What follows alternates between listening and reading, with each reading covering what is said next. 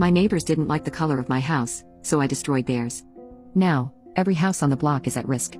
A few years ago, a newlywed couple moved into a house right beside mine. Right away they started complaining about my house being yellow and soon switched to outright demanding that I paint it a different color. My house was painted yellow when it was built.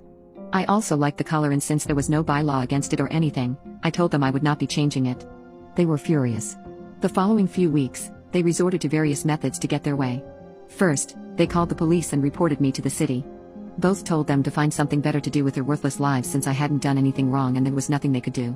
Second, they then tried suing me in court and the suit was thrown out immediately. I was annoyed, but at least they had to pay my legal fees. Third, they tried getting our other neighbors together to form a homeowners association in the hopes eventually I could be forced to paint my house a different color. Our other neighbors told them to leave me alone and to stop bothering them with meaningless problems. When all else failed, they decided to wait for me to leave to do the unimaginable. I had to go out of town for something and was gone for 2 weeks.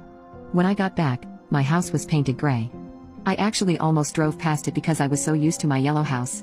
I knew immediately who was responsible, but when I went over and knocked on their door, no one answered.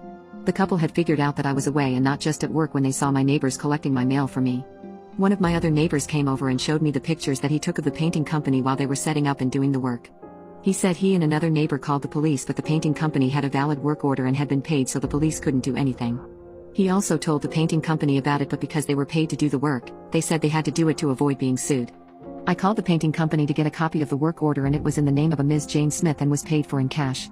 A red-headed woman and her red-headed husband came to the company to hire them, saying they would be out of town and would like their house painted while they were gone. Shockingly, both of my neighbors are both redheads. They gave the painting company pictures of my house, taken from the street. I have a surveillance camera at my front and side doors and in my backyard. I work shifts and as a woman living alone,